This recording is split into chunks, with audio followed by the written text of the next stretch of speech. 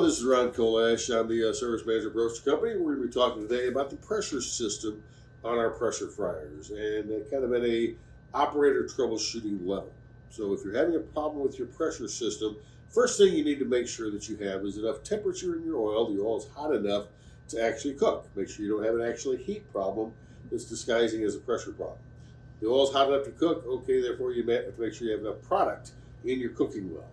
In the model 1600, it takes at least 4 mixed pieces of chicken, so at least half a chicken, mixed pieces, not 4 wings, but mixed pieces. In the 1800, you need at least 8 mixed pieces of chicken, of a whole chicken, mixed pieces. And in the 2400, you need at least 12 mixed pieces. That's enough product to actually generate pressure. Now, on your first load, that pressure is always going to come up a little slowly. So bear that in mind. When everything's still cool, hasn't been heated up through use, the pressure will come up slowly. But again, enough temperature in your oil is hot enough to cook, and enough product to build pressure. Those are 2 very important things to know that you have before thinking that you might have a problem. Okay, now let's say you have enough product and your oil is hot enough, it's cooking, but not building pressure. Next thing you need to find out is where is your steam escaping from? Because if your oil's hot, you have enough product, you are generating steam, and that steam has to be maintained within the cooking well in order to generate pressure. So if it's not generating pressure, it's escaping from somewhere. There's really only 2 places it could come from, either from around the cover system, okay?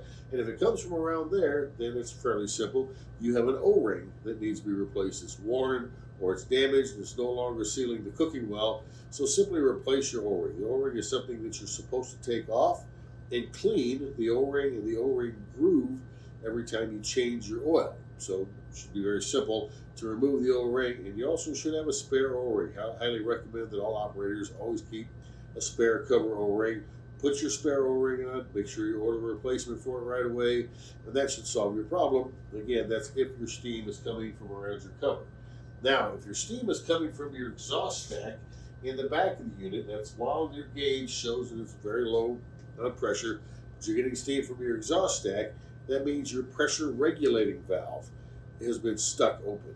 You close the valve using the handle here on the front, but there's crumbs or debris inside your valve that's preventing it from sealing against the outside of the cooking well, therefore allowing it to build up pressure.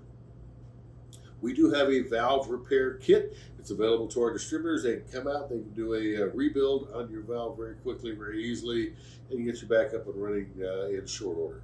But that does take a technician to come in and do a valve repair kit on your pressure regulating valve. Another part of your pressure system is your condensate system. That's the water that separates from the steam as it flows through your exhaust system. The steam goes from your valve to your exhaust tank in the back of the machine.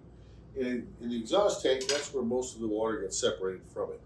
And as it gets separated, it collects in the exhaust tank and it gets drained from there into your condensate pan, which of course is on the front of your machine.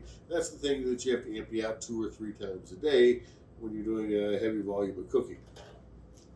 The thing to look for in your condensate system is if you're getting an excessive amount of oil in your condensate system, that means you're getting oil through your exhaust system, which means that it's getting through your pressure port and it's getting into your pressure regulating valve.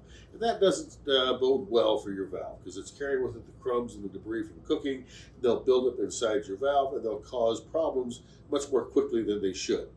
So once you start seeing oil, an excessive amount of oil in your condensate pan, it's best to go ahead and take steps immediately. Make sure that your oil level isn't too high. Make sure you're not overloading with product. Those 2 things will bring your oil level up so that when you exhaust, you get oil into your exhaust system. Also, make sure your oil isn't foaming up too much. As you use oil toward the end of its life, it starts to foam. You may want to look at how you're dictating when your oil life is ended, because if you're foaming up too much, you're carrying crumbs into your exhaust port, which of course is then getting into your whole pressure system. It'll cause clogs, it'll cause problems. Another thing that will cause excessive oil and crumbs in your exhaust system is at the end of your cook cycle, you're closed and you have your valve closed, you're cooking. The end of the cycle starts to beep. If you or any of your employees are in the habit of flipping it open quickly, that definitely adds to the amount of oil and crumbs that get into your exhaust system. make sure your employees are in the habit of opening that valve slowly. Crack the valve, see the steam escape, watch the gauge when it's down around 5, then slowly open it the rest of the way. That's the proper way to do it. And that will keep from getting an excessive amount of oil and crumbs into your exhaust system. Another thing that will happen to your condensate system is that the debris doesn't just get in your valve and cause problems, it also gets in your exhaust tank and causes obstructions in your exhaust tank. So suddenly you're not getting any condensation in your condensate pan. Suddenly it's dry when you know that it should be ready to be empty. You need to take steps immediately, because what's happened there is that crumbs and debris that's got through the system is plugging up your condensate line, and all that liquid that is still being separated from the steam is stuck in your exhaust tank in the back. And it's fine there. It's not going to hurt anything until it fills up.